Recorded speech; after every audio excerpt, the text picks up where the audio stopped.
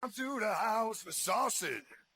I got my barbecue shoes. Welcome to on. BBQPitBoys.com. Today we're cooking up a beef chuck roast, and it's real easy to do. All right, here we got a 13-pound chuck roast, and we had the butcher tie it up like that. You can see how it's round. It makes a perfect way to do some low and slow on the old smoker or grill. Just ask your butcher to do that up for you. All right, let's get this recipe started here. Now, you're not going to need too many things for this chuck roast. We can do low and slow, but you will need some big onions. Here's some fresh ground black peppercorn. Here we've got some crushed thyme. You're going to need some beef stock. And here we've got some garlic and some salt. And you're also going to need some hot sauce. Now, but that's optional. That's your preference. Now, the first thing we're going to do, we're going to prep some of this garlic. And we need about, maybe 10 or 12 cloves for this beef roast. After all, it is a 13-pound roast. And we want plenty of garlic flavor. We're going to just make some slivers here so we can plug this roast. You know all about that. Now, one thing about a chuck roast, as most of you know, is used as a pot roast. You boil the hell out of it. And that's what they call tenderizing. But there's a better way to cook up a chuck, and we're going to show you. We'll do it low and slow, and that'll make it plenty tender. We'll break down those connective tissues in there, and man, hey, you got to check this out. All right, just smashing up a little bit of this garlic here. Garlic's done. Now we're going to slice up some onion, and let me show you what we're going to do with all these onions here. We want to make about 1-inch thick slices, maybe 1.5 inches.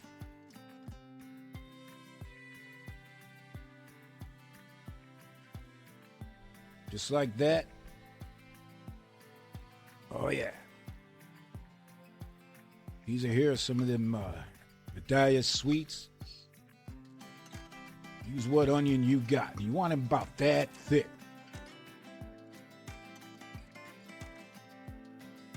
I don't need to show you any more of this. Simple enough.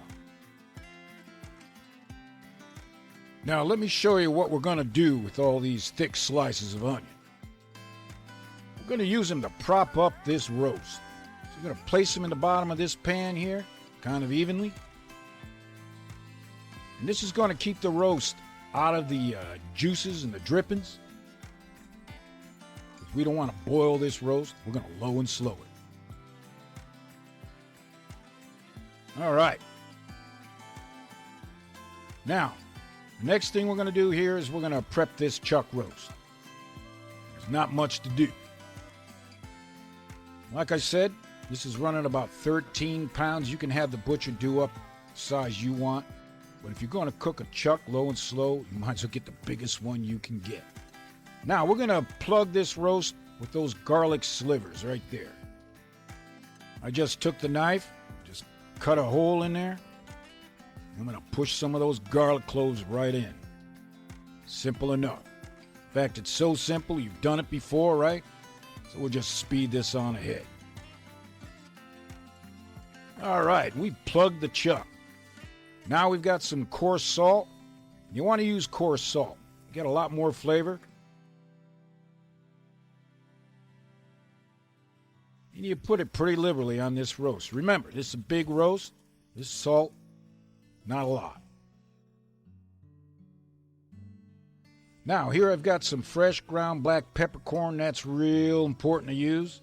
You just don't want to use table pepper. Oh, no.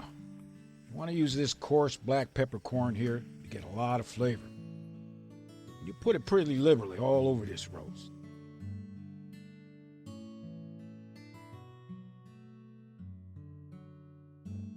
Man, the smell of that black peppercorn smells good.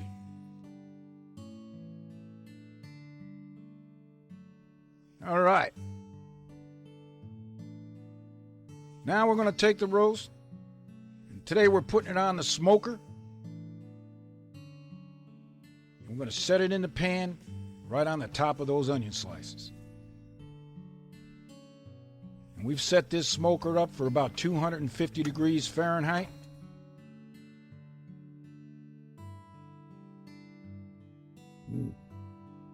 Just like that.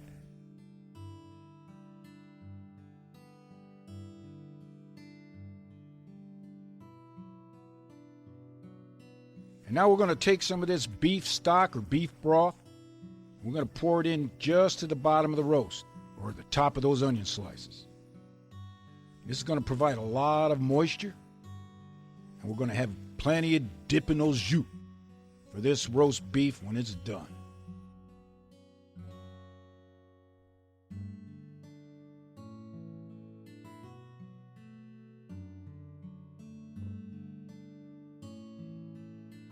All right, simple enough.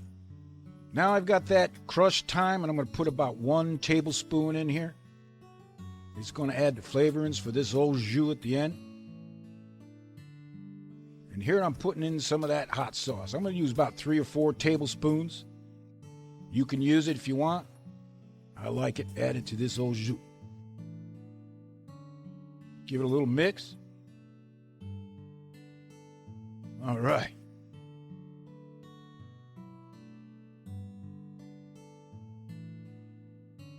Nothing left to do now. Watch time go by.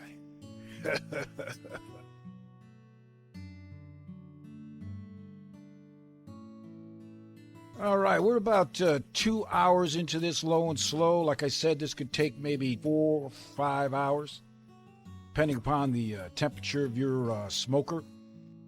What we're going to do here is we're going to turn it around, get some more even cooking going on. You may not have to do this with your smoker. You want to be careful. You don't want to puncture a hole in this aluminum pan. Now take a look at that.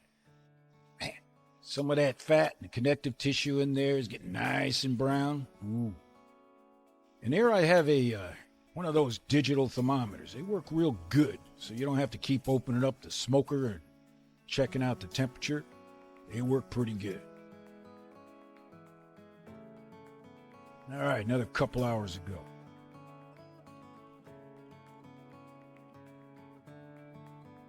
All right, let's check on this roast. Now, if you don't have one of these digital thermometers, you could use an instant read thermometer, or here is a meat thermometer, and that works real good. Just place it in the center of the roast, just like that. And again, we want about 138 to 140 degrees Fahrenheit for this. And while I'm in here, I might as well do a little bit of basting. Oh, yeah. Perfect. Not long to go. And through the miracle of time, this beef chuck roast is ready to pull off the smoker. Man, see the juices just coming out right there. Now here's the hard part. You've got about 13-pound chuck here, so we're going to be real careful taking it out of this pan. And again, we want to put a hole in that aluminum pan because that's all the juices in there, and we're going to be using it for dipping. Get a good hold of that roast. And here we've got some aluminum foil, because we're going to wrap it. It's going to take about another hour. Keep cooking in this foil. And this again will continue to break down the connective tissue to make this beef chuck roast real tender and moist.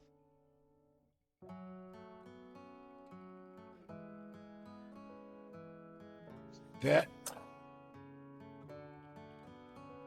While we're at it, take a ladle full, drippings.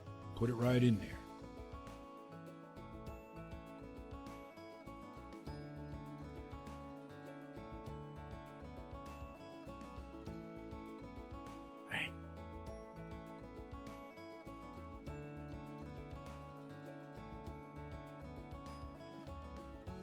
All right.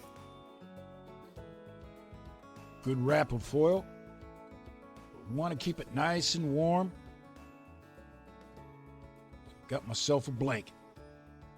This will keep that heat in there. Let it slowly cook the next hour. Oh, yeah.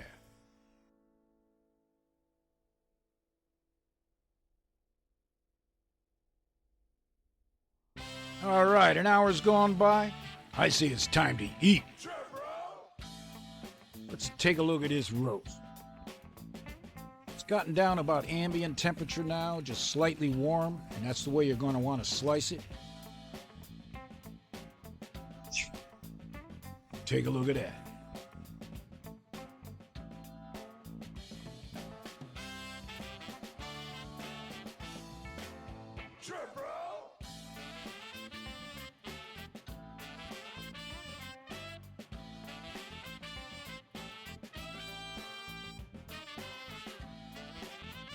Look at that. Moist, tender, cuts like a rib roast, and only costs you chuck roast change. Look at that. That's a trick. Remember, your chuck roast don't have to be boiled. Just cook it on a smoker, or you can do it on your kettle grill, slow and slow. And here's the result. Tender, the connective tissue is broken down, fat is rendered through. Look at that moisture just dripping out of there. Not much more to say about this now, is there?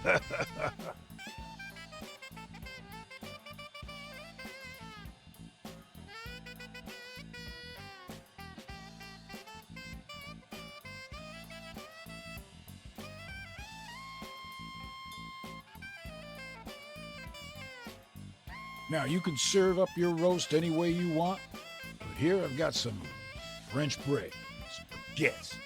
We're gonna make some sandwiches.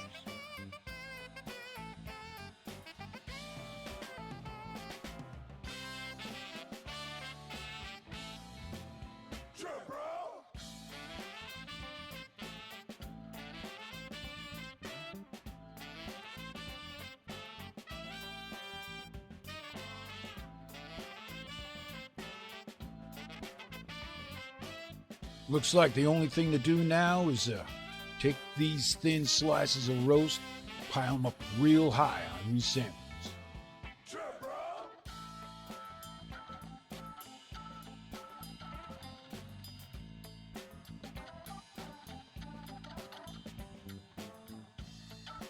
Here, let's do some dip.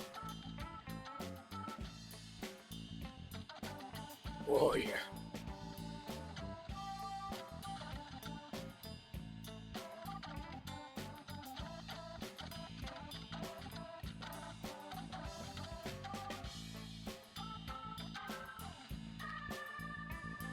Like I said, you set it up any way you like.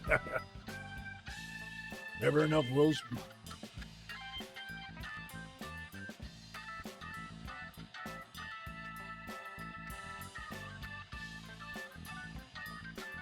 Oh yeah, take a look at that. Hoo-wee.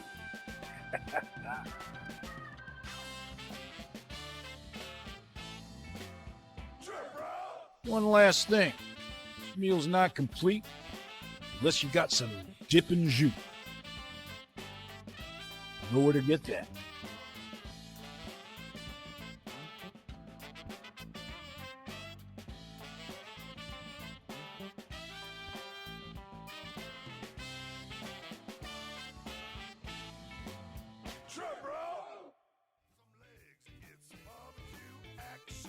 Now, I do apologize for eating in front of you like this, but it is called Pitmaster privilege. My stomach just went to Memphis, baby. My stomach just went to Memphis, baby. Ugh.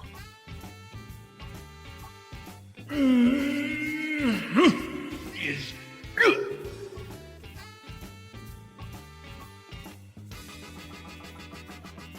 So the next time you're looking for a recipe for your barbecue, you check out the BBQPitBoys.com.